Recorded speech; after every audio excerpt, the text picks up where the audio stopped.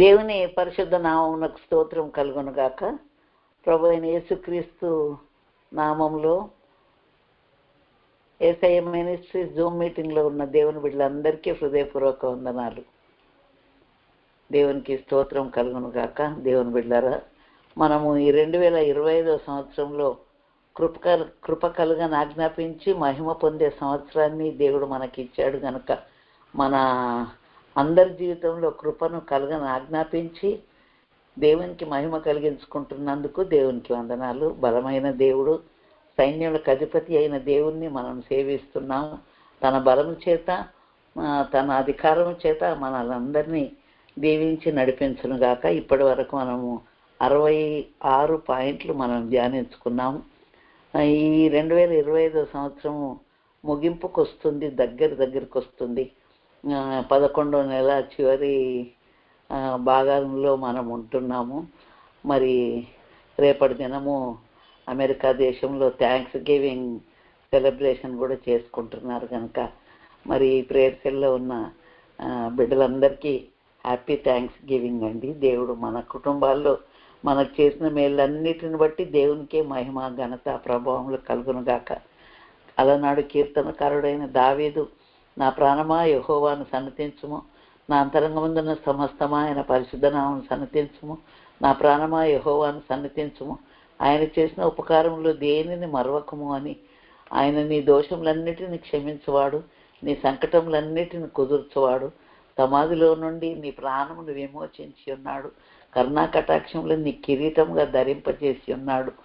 మరి పక్షిరాజు యవనం వలె మన యవనం క్రొత్తదగుతున్నట్లు మేలుతో మన హృదయాలను నింపి దేవుడు ప్రతిరోజు అడుగడుగున మనకు సహాయం చేస్తూ నడిపిస్తున్న దేవాది దేవునికే సమస్త ఘనత, మహిమ, ప్రభావాలు చెల్లిస్తూ మనందరం కృతజ్ఞత హృదయంతో దేవుని ఎడలను, మానవుల ఎడలను, మన తల్లిదండ్రుల ఎడలను, పెద్దల ఎడలను ఆ విధంగా కృతజ్ఞత కలిగిన వారముగా ఉండాలా. యెహోవా నీ ఆశీర్వాదం అందియే నేను ఆశీర్వదింపబడుతున్నాను, నిత్యం ఆశీర్వదింపబడుతున్నాను కనుక దావీదు 2 సమూయేలు గ్రంథం 7వ అధ్యాయం చివరి భాగంలో నీ ఆశీర్వాదం నందియే నిత్యము నా కుటుంబం ఆశీర్వదింపబడుతుంది. అంతేకాదు అదే 2 సమూయేలు గ్రంథం 7వ అధ్యాయంలో 18వ వచనంలో దావీదు రాజు లోపల ప్రవేశించి యెహోవా మందిరంలో కూర్చుండి, ఇంతగా నన్ను హెచ్చించటకు నేను ఏ పాటి వాడను అని దేవుని సన్నిధిలో స్తుతించాడు. గొర్రెల వెంబడి తిరుగుతున్న దావీదును మరి సింహాసనం మీద ఎక్కించి రాజుగా చేసిన దేవుడు మన దేవుడు గనక మన స్థితిగతులను మార్చే దేవుడు, మన బ్రతుకు మార్చే దేవుడు, మన కన్నీరును తుడిచే దేవుడు, మనల్ని ఆదరించే దేవుడు, మనకు తోడుండే దేవుడు, మనకు సహాయం చేసే దేవుడు, మనల్ని కృంగిన స్థితి నుండి లేవనెత్తే దేవుడు.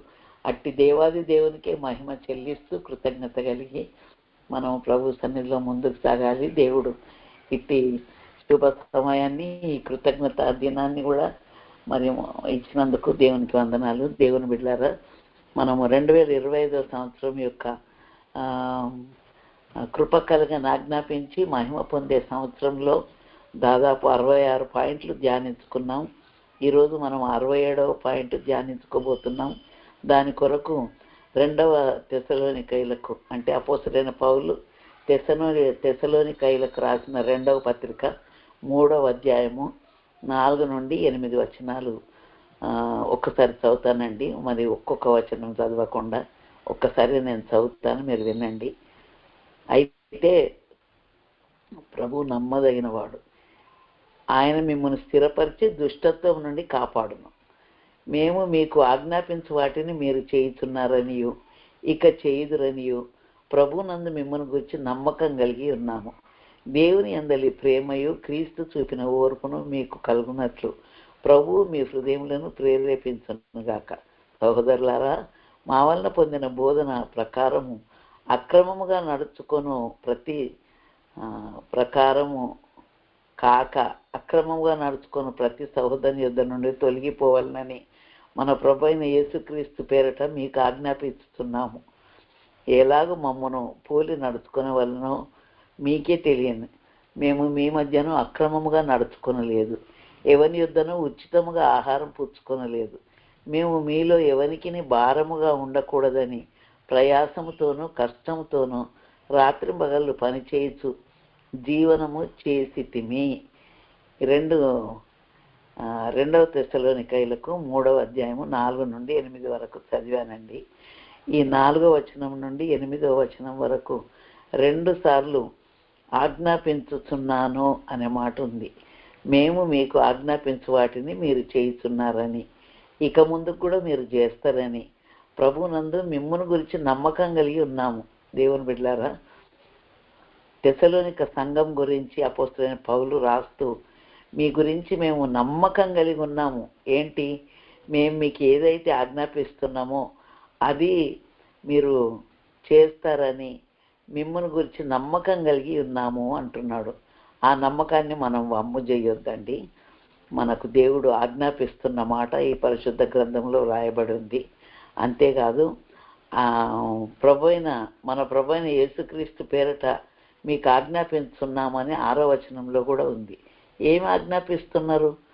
అపోస్తలుడైన పౌలు వలన పొందిన బోధన ప్రకారం కాక అక్రమంగా నడుచుకుని ప్రతి సహోదరుని యుద్ధ నుండి తొలగిపోవాలనని మన ప్రభు అయిన యేసుక్రీస్తు పేరట మీకు ఆజ్ఞాపించుతున్నాము.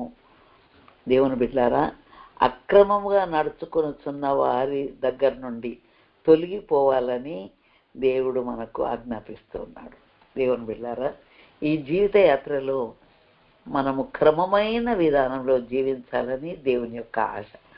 ఫిలిప్పీ పత్రిక 2వ అధ్యాయంలో మనకి ఇప్పటి వరకు లభించిన దాన్ని బట్టి మనం క్రమముగా నడుచుకుందాము అని రాయబడి ఉంటుంది. అంతేకాదు ఆదికాండం 26వ అధ్యాయంలో ఇస్సాకు మిక్కిలి గొప్పవాడగ వరకు అతడు క్రమక్రమముగా వర్ధిల్లెను అని ఉంటుంది. నేను మిస్ యూనివర్స్ ఆ పోటీలో ఒకసారి చూశానండి. అయితే అందులో నీకు లిఫ్ట్లో వెళ్ళడం ఇష్టమా లేక మెట్ల మీద వెళ్ళడం ఇష్టమా అని మానసిక టెస్ట్ కొరకు జడ్జెస్ అడిగిన క్వశ్చన్ అన్నట్టు అది. అంటే ఆమె చెప్తున్న మాట, నాకు మెట్ల మీద ఎక్కడమే ఇష్టము. ఒక మెట్టు తర్వాత ఒక మెట్టు, ఒక మెట్టు తర్వాత ఒక మెట్టు, ఒక్క మెట్టు మీద అడుగుపెట్టి 4వ మెట్టు మీద అడుగు పెడితే గ్యారెంటీ కింద పడతామండి. అంటే ఆ చిన్న విషయం ఎగ్జాంపుల్గా చెప్తున్నాను నేను. దేవుని బిడ్డలారా, క్రమము 1వ తరగతి చదివినాక 2వ తరగతి చదవాలి, 3, 4, 5 అలాగూ వెళ్ళాలి. అంతేగాని ఈరోజు ఒక మన ఫ్లోర్ ఇంట్లో మనం ఉన్నామంటే రేపు 2 కట్టుకుంటే ఇష్టమా? అందరు సంతోషపడతారా? లేకపోతే ఉన్నది అమ్ముకొని పోతే సంతోషపడతారా? ఈరోజు 1వ తరగతిలో ఉన్నవారు వచ్చే సంవత్సరం 2వ తరగతికి పోతే ఇష్టమా? వారిని అభినందిస్తామా? లేకపోతే ఫెయిల్ అయ్యి ఎల్కేజీకి పోయిన వాళ్ళని అభినందిస్తామా? దేవుని బిడ్డలారా, అభివృద్ధి అనేది ఒక మెట్టు తర్వాత ఒక మెట్టే ఉండాలా? ఆశీర్వాదమైన, అభివృద్ధి అయినా, చదువైనా, ఏదైనా కూడా మన జీవితంలో క్రమం ఉండాలి. కనుక ఈ క్రమము గురించి ఈ యొక్క తెస్సలోనిక పత్రికలో అపోస్తలుడైన పౌలు రాస్తున్నాడు. ఏమని రాస్తున్నాడంటే, మేము మీకు ఆజ్ఞాపించు వాటిని మీరు చేయుచున్నారని, ఇక చేయుదురని ప్రభువునందు మిమ్మల్ని గురించి నమ్మకం కలిగి ఉన్నాము. దేవుని బిడ్డలారా, అపోస్తలుడైన పౌలు ఏదైతే చెప్తున్నాడో, దైవ బిడ్డలు మనకంటే అధికారులు, మనకంటే పెద్దలు, మనకు తల్లిదండ్రులైన వారే కానీ, వయసులో పెద్దవారే కానీ, వాళ్ళ అనుభవంతో చెప్తున్న వాటిని అది క్రమమైందా కాదా అని చూసుకొని ఆ క్రమాన్ని మనం పాటిస్తే ఎప్పటికైనా ఆశీర్వదింపబడతాం. అంతేగాని అక్రమమైన పద్ధతిలో నేను వెళ్తా. చాలామంది ఎన్నో విషయాల్లో అక్రమంగా బ్రతుకుతూ ఉంటారు. డబ్బును వాడే విషయం అక్రమం ఉంటుంది, పెళ్ళిళ్ళు చేసుకునే విషయం అక్రమం ఉంటుంది, కుటుంబ జీవితాన్ని నడిపించుకునే విషయం అక్రమము, మాట్లాడే విషయం అక్రమము. దేవుని బిడ్డలారా, మనము క్రమాన్ని పాటించాలని దేవుని వాక్యం మనల్ని హెచ్చరిస్తుంది. కనుక దేవుని ఆజ్ఞ కూడా అదే. అక్రమంగా నడుచుకునే వారి దగ్గర నుండి మనం తొలగిపోవాలా? అక్రమం చేసే వారితో మనం ఉంటే మనం కూడా అక్రమస్తులం అయిపోతాం. కనుక అపోస్తలుడైన పౌలు అంట, ఎవరి దగ్గర ఉచితంగా కూడా ఆహారం తినలేదంట. నిజానికి అంత వాక్యం బోధించిన వ్యక్తి వాళ్ళ దగ్గర తినడానికి అర్హత లేదంటరా. నూర్చెడి ఎద్దు మూతికి చిక్కం పెట్టొద్దు అని వాక్యంలో ఉంది. ఆ ఎద్దు నూరుస్తున్నప్పుడు దాని మూతికి చిక్కం ఎందుకు పెట్టాలా? పెట్టొద్దు, తినొచ్చు. అది మందను కాచి మందపాలు తాగని వాడేవాడు. అయినా నేను ఉచితముగా దేవుని పని చేస్తా, అదే నాకు జీతము అంటాడు. కనుక నాకు ఇంత ఇస్తే అంత ఇస్తే, ఇది చేస్తే అది చేస్తే అని కాకుండా ఉచితంగా దేవుని పని చేయాలి, దేవుని వాక్యాన్ని ప్రకటించాలా.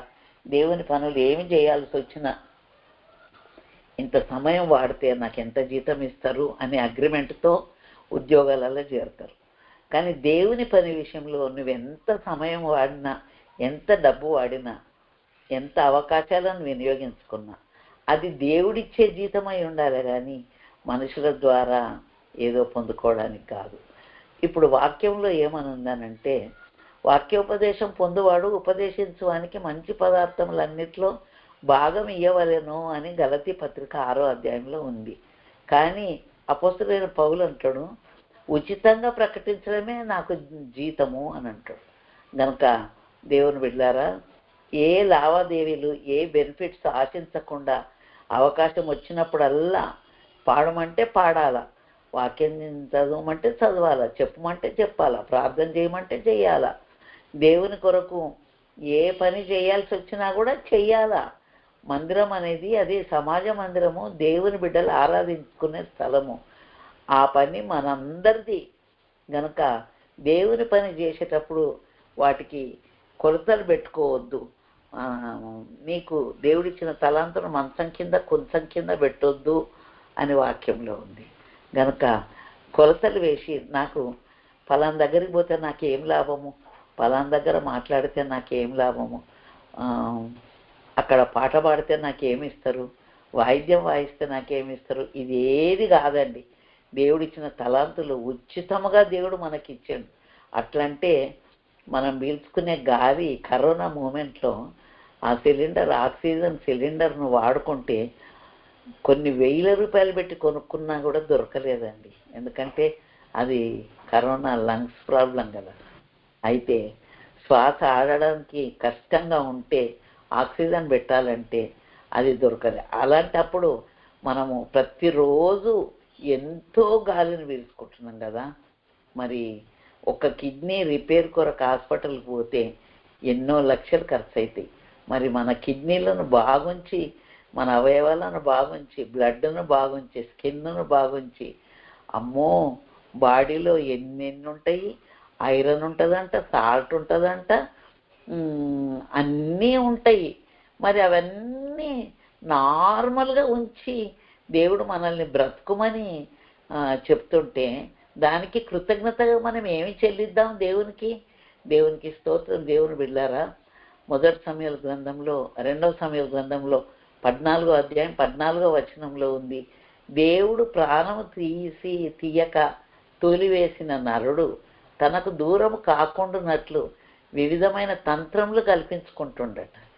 అంటే మనమందరం నేల మీద ఒలికింపబడిన నీటి వల్లనే ఉన్నాం కదా. కింద పడ్డ నీళ్లు మళ్ళీ ఎత్తుతామా అండి? మన జీవితం కూడా అంతే. ఏ క్షణంలో ఈ లోకంలో నుంచి వెళ్ళిపోతాము. కానీ బ్రతికున్నంతసేపు మనల్ని కాపాడి, మనల్ని పోషించి, మన అవసరతలు తీర్చి, మన అవయవాలన్నీ చక్కగా ఉంచి చక్కగా బ్రతికిస్తున్న దేవాది దేవునికి ఏమి ఇచ్చి దేవుని స్తుతిస్తాం? దేవుని బిడ్డలారా, మరి ఎవ్వరి దగ్గర ఉచితంగా ఆహారం తీసుకోలేదట అపోస్తలుడైన పౌలు. మా అవసరతల కొరకు రాత్రింబగళ్ళు కష్టపడి పని చేసుకున్నాము, జీవనం చేసినాము అంటారు. కొంతమంది సోమరిపోతులు ఉంటారండి, ఎంతకు పనే చేయరు వాళ్ళు. అసలు దేవుని బిడ్డలు చాలా చురుకైన వారుగా ఉండాలా. సామెతల గ్రంథంలో ఉంది, సోమరి వేటాడినను పట్టుకున్నాడంట. చురుకుగా ఉండడం గొప్ప భాగ్యం అంట. సోమరి చీమల దగ్గరికి పో, వాటికి రాజు లేడు, సైన్యాధిపతి లేడు, నాయకుడు లేడు, అయినా అవి క్రమంగా పోతున్నాయి కదా. మరి మీరు ఎంత క్రమాన్ని పాటించాలా అని దేవుని వాక్యం హెచ్చరిస్తాం. దేవుని బిడ్డలారా, మనము దేవుని బిడ్డలం కనుక చురుకైన వారంగా ఉండాలా, కష్టపడి పనిచేసే వారంగా ఉండాలా, క్రమమైన వారమై ఉండాలా. దేవుని వాక్యం ద్వారా బోధింపబడుతున్నప్పుడు అవన్నీ పాటించే వారంగా మనం ఉండాలని దేవుడు మనల్ని ఆజ్ఞాపించి హెచ్చరిస్తూ ఉన్నాడు. దేవుడు ఇచ్చిన ఆజ్ఞను మనము పాటిస్తే, లోబడితే తద్వారా దేవునికి మహిమ కలుగుద్ది. దేవునికి స్తోత్రములు. ఇంకొక పాయింట్ కూడా ధ్యానించుకుందామండి. అది 68వ పాయింట్. లేవియా ఖండము 24వ అధ్యాయంలో, లేవియా ఖండము 24వ అధ్యాయము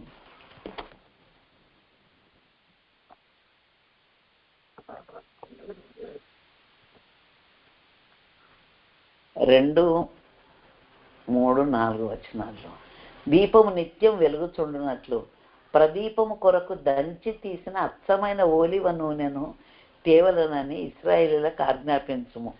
దేవుని బిడ్డలారా, దేవుని సన్నిధిలో నిత్యము దీపం వెలుగుతూ ఉండాలని దేవుని వాక్యం చెప్తుంది. దీపం వెలగాలంటే ఏముండాలండి? నూనె ఉండాల. ఆ నూనె ఏదో ఒక నూనె పోయడానికి వీల్లేదు, అచ్చమైన ఓలివ నూనె పోయాలని వాక్యంలో చెప్తాము.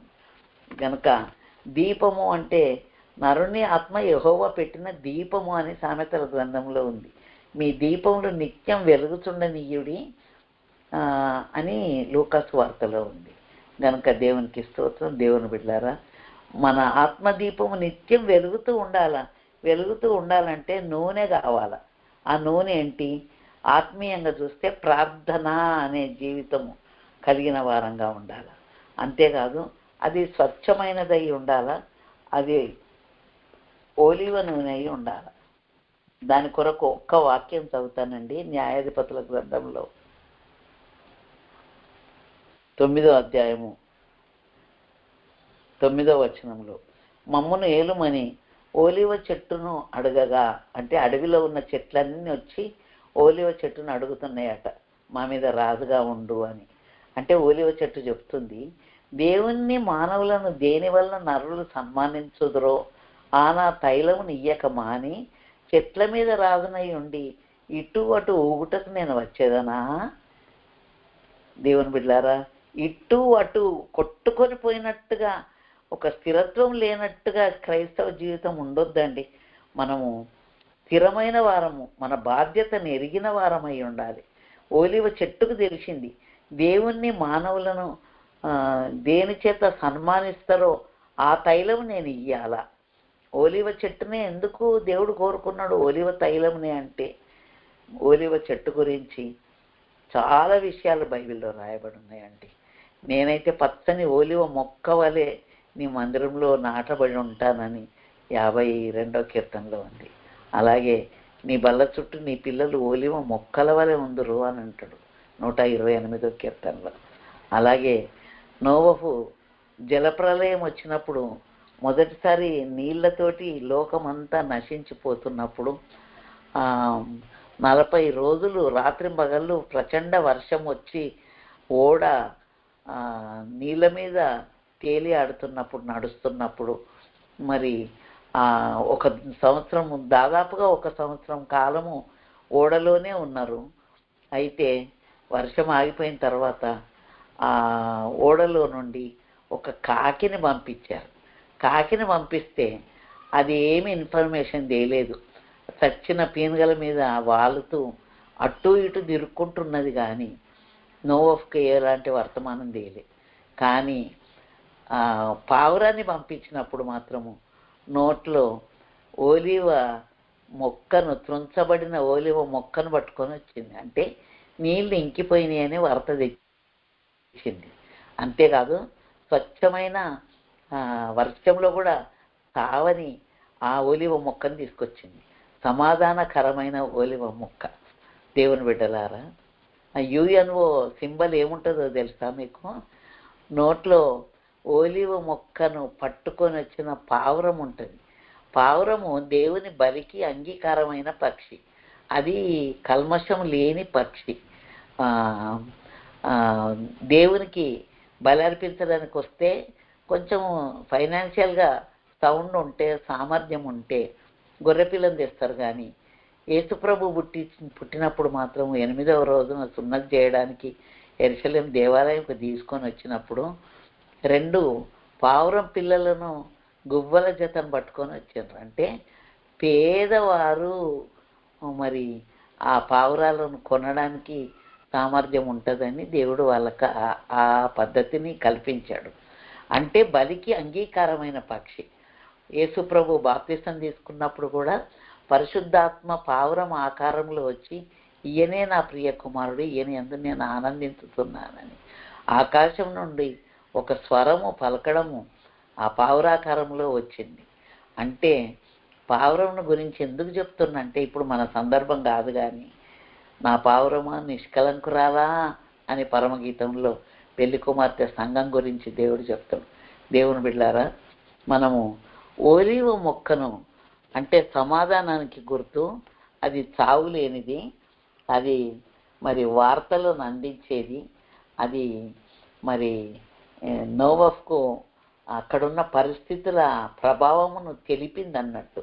ఆ విధంగా ఒలీవ మొక్కల్లాగా ఉండాలని దేవుడు చెప్పి ఈ ఒలీవ నూనెను తీసుకొని రమ్మని బలి కొరకు ఒలీవ నూనెను తేవాలని, బలి కొరకు కాదు ధూపం కొరకు దీపం నిత్యం వెలుగుతుంటున్నట్లు ప్రదీపం కొరకు దంచి తీసిన అత్తమైన ఒలీవ నూనెను తేవలనని ఇశ్రాయేలీయులకు ఆజ్ఞాపించుము. ప్రత్యక్ష గుడారంలో శాసనంలో అడ్డతెరకు వెలుపల అహరోను సాయంకాలం మొదలుకొని ఉదయం వరకు అది వెలుగునట్లుగా యెహోవా సన్నిధిని దాన్ని చక్కపరచవలెను.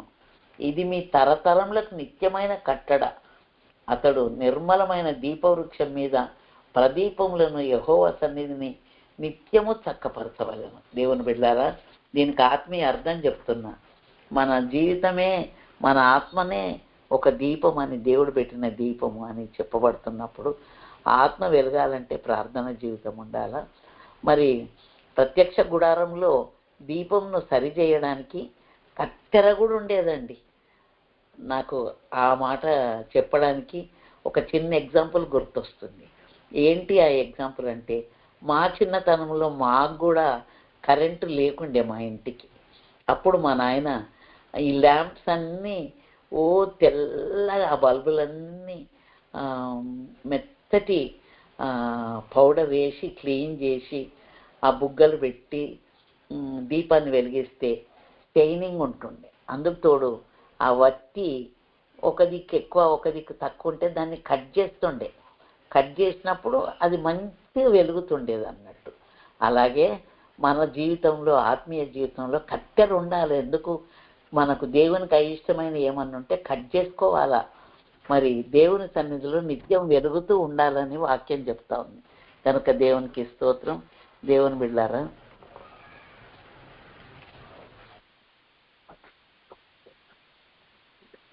బిడ్డలారా, మనము మన కత్తిరింపు ఆత్మీయ జీవితాన్ని సరి చేసుకోవడానికి, దీపం వెలుగుతూ ఉండడానికి.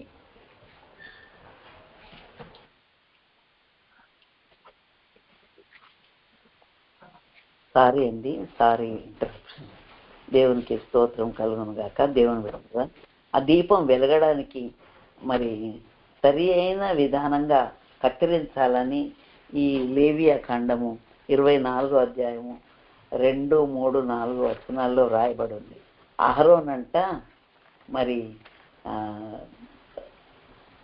అతడు నిర్మలమైన దీపవృక్షం మీద ప్రదీపములను యెహోవా సన్నిధిని నిత్యము చక్కపరచవలెనంట. ఇది మీ తరతరములకు నిత్యమైన కట్టడ. యెహోవా సన్నిధిని చక్కపరచడము, అది నిత్యము వెలగడానికి. దేవుని బిడ్డలారా, మనం ఆత్మలో వెలగడానికి, జీవించడానికి, మనకు సరిదిద్దుకోవడానికి కత్తిరింపులు చాలా అవసరము. కట్ చేసుకోవాలి. సత్యవేద గ్రంథము ఆహా చదువా చక్కని గ్రంథము, దీని చదువు వారే ధన్యులు. సత్యవేద గ్రంథము ఏవేవి కావలయునో, ఆహా ఏవేవి పోవలయునో అది ఎత్తి చూపే గ్రంథమో. మనకు జీవితంలో ఆత్మ దీపము వెలగాలంటే ఏమేమి కావాలా, ఏమేమి పోవాలా అన్నీ చూపించే గ్రంథం ఈ పరిశుద్ధ గ్రంథం. గనుక మన ఆత్మీయ దీపాలు వెలుగుతూ ఉండాలంటే దాన్ని నిత్యము చక్కపరుచుకుండాలి. తరతరాలకు అది కట్టడగా దేవుడు నియమించాడు. మన ఆత్మ దీపాలు వెలుగుతూ ఉండాలి, వాటిని నిత్యము చక్కపరుస్తూ ఉండాలి. అది నిత్యమైన కట్టడ, అది రూల్ అంతే. గనుక దేవునికి స్తోత్రం. దేవుని బిడ్డలమైన మనము మన ఆత్మ దీపాలను వెలగడానికి దేవుడు ఆజ్ఞాపిస్తున్నాడు. అచ్చమైన ఓలివ నూనె, స్వచ్ఛమైన ఓలివ నూనె, సమాధానకరమైన ఓలివ నూనె మనం కలిగి ఉండాలని దేవుడు చెప్తూ ఉన్నాడు. న్యాయాధిపతులు 9వ అధ్యాయం 9వ వచనంలో, దేవుణ్ణి మానవులను దేని వలన నరులు సన్మానించుదురో ఆ నా తైలమును ఇయ్యక మాని చెట్ల మీద రాజునై ఉండి ఇటు అటు ఊగడానికి వస్తానా నేను? లేదు లేదు, నాకు పని ఉన్నది, నాకు బాధ్యత ఉన్నది. నేను దేవుణ్ణి మానవులను సంతోషపెట్టే తైలం ఇయ్యాలా. గనక ఇటు అటు ఊగడం కాదు క్రైస్తవ జీవితంలో. కొట్టుకొని పోయే జీవితం అస్సలు కూడా కాదు. నియమ ప్రకారంగా, క్రమముగా, పద్ధతిగా ఉండాలని దేవుడు ఆజ్ఞాపిస్తూ ఉన్నాడు. కనుక దేవుడు మనకు ఆజ్ఞాపించి మహిమ పొందే సంవత్సరంలో మనము నిత్యము వెలుగుతూ ఉండాలి, మనం క్రమమైన విధానంలో జీవిస్తూ ఉండాలని ప్రభు మనల్ని హెచ్చరిస్తూ ఉన్నాడు. కనుక దేవుడు మనందరినీ క్రమమైన జీవితంలో నడిపించునుగాక. నిత్యము వెలిగే దేవుని బిడ్డల్లాగా వెలుగు వెలిగించు, లోకాన్ని వెలిగించే బిడ్డలంగా మీరు లోకమునకు ఉప్పై ఉన్నారు అని చెప్తూ లోకానికి వెలుగై ఉన్నారు అని కూడా మత్తయి సువార్త 5వ అధ్యాయంలో ప్రభు చెప్తూ ఉన్నాడు. కనుక నీవు వెలగాలి, ఈ చీకటి లోకాన్ని వెలిగిస్తూ ఉండాలి, అనేక చీకటి బ్రతుకులను వెలిగిస్తూ ఉండాలా అని దేవుని వాక్యం తెలివిస్తుంది. కనుక మనం వెలుగుతూ ఎదుటి వారిని వెలిగిస్తూ ఈ చీకటి లోకంలో ప్రకాశించడానికి దేవుడు మనందరికీ సహాయం చేయనుగాక. మీరు క్రైస్తవులేమో కదా అని మన గురించి ఎవ్వరూ అనొద్దండి. క్రైస్తవులు అంటే క్రమమైన వారు అనుకోవాలా, క్రమమైన విధానంలో క్రమమైన జీవితాలను కట్టుకోవాలి. ఈరోజు వాగ్దానము ఎఫెసీ పత్రిక 2వ అధ్యాయము 22వ వచనము, ఆయనలో మీరు కూడా ఆత్మ మూలముగా దేవునికి నివాస స్థలమై ఉండుటకు కట్టబడుతున్నారు. దేవునికి నివాస స్థలమై ఉండడానికి, నివాస స్థలము మన దేహమే కదా. కొరింథీ పత్రికలో ఉంది, మీ దేహము దేవుని వలన మీకు అనుగ్రహింపబడి మీలో ఉన్న పరిశుద్ధాత్మక ఆలయమై ఉన్నారని మీరు ఎరగరా. గనుక ఎవరైనా దేవుని ఆలయమును పాడు చేస్తే దేవుడు వాన్ని పాడు చేస్తాడు. పరిశుద్ధాత్మక ఆలయమై ఉన్న దేహమే మన దేవుని ఆలయము. గనుక దేవుని బిడ్డలారా, దేహం అనే దేవుని ఆలయమును పాడు చేయకూడదు. పరిశుద్ధుడైన ప్రభువు నివసించడానికి యోగ్యంగా మనం ఉంచుకోవాలని, నిత్యము మన దీపాలు వెలుగుతూ ఉండాలని, క్రమమైన విధానంలో బ్రతకాలని దేవుని వాక్యం మనల్ని హెచ్చరిస్తుంది. కనుక అట్టి కృపను దేవుడు మనకు అనుగ్రహించి మనం కూడా ఆయనలో ఆత్మీయంగా చక్కగా కట్టబడే వారంగా ఉండడానికి దేవుడు సహాయం చేయనుగాక. దేవుడు మనందరినీ దీవించునుగాక. ఆమేన్. ప్రార్థన చేసుకుందామండి. స్తోత్రం నాయనా, స్తోత్రం నాయనా. మా దయగలిగిన ప్రభా, పరిశుద్ధ ప్రేమ స్వరూపి, మీ పరిశుద్ధ పాదాలకు స్తుతులు, స్తోత్రాలు, వందనాలు చెల్లిస్తున్నాను నాయన. మీ కృప చేత, ప్రేమ చేత నాయన నీ పాద సన్నిధిలో చేరి నిన్ను స్తుతించడానికి, ఆరాధించడానికి, నీ లేఖనం ధ్యానించుకోవడానికి, ధ్యానించుకున్న వాక్యం ద్వారా మా ఆత్మీయ జీవితాలను సరి చేసుకోవడానికి మీరు మాతో మాట్లాడినందుకు వందనాలు ప్రభా. దేవా, మాకు ఇప్పటి వరకు లభించిన దాన్ని బట్టి క్రమముగా నడుచుకోవడానికి సహాయం చేయండి ప్రభా. అంతేకాదు మా ఆత్మీయ దీపాలు నిత్యము వెలుగుతూ ఉండాలి, నిత్యము దాన్ని చక్కపరుస్తూ ఉండాలి. అది ఇశ్రాయేళ్లకు కట్టడగా మీరు నియమించారు, తరతరాలు వెలుగుతూ ఉండాలని. కనుక నాయన మేము వెలిగించే వారంగా ఉండడానికి సహాయం చేయండి దేవా. నీకు స్తోత్రములయ్యా. నీలో మేము ఆత్మీయంగా చక్కగా కట్టబట్టకు సహాయం చేయండి ప్రభా. మా యేసయ్య మినిస్ట్రీస్లో ఉన్న దేవుని బిడ్డలందరినీ దీవించండి, వారి కుటుంబాలను దీవించండి. ఈ వాక్యం విన్న ప్రతి బిడ్డను దీవించండి నాయన. ప్రతి ఒక్కరూ ఈ జీవవాక్యం ద్వారా బలపరచబడి వాక్యం చేత వారి జీవితాలను కట్టుకోవడానికి సహాయం చేయమని దీవించమని మా ప్రభువును ప్రియరక్షకునైన యేసుక్రీస్తు నామంలో ప్రార్థిస్తూ ఉన్నాను కన్న తండ్రి. ఆమేన్.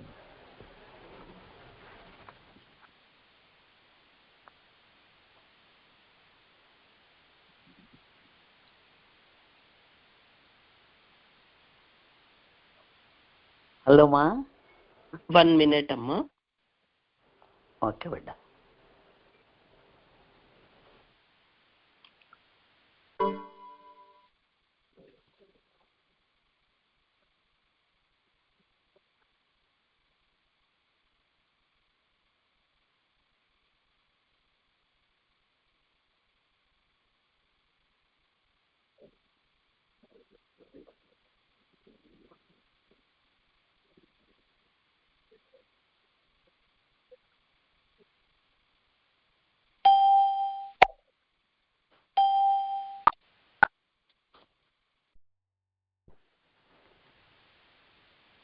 తండ్రి అయిన దేవుని ప్రేమయు ప్రభు అయిన యేసుక్రీస్తు కృపయు పరిశుద్ధాత్మ దేవుని నిత్య సమాధానము సహవాసము ఆదరణ కాపుదల ఆయన సన్నిధిలో తల వంచిన బిడ్డలకు సకల పరిశుద్ధులకు నిత్యము తోడయండి నడిపించును గాక. ఆమేన్. ఆమేన్.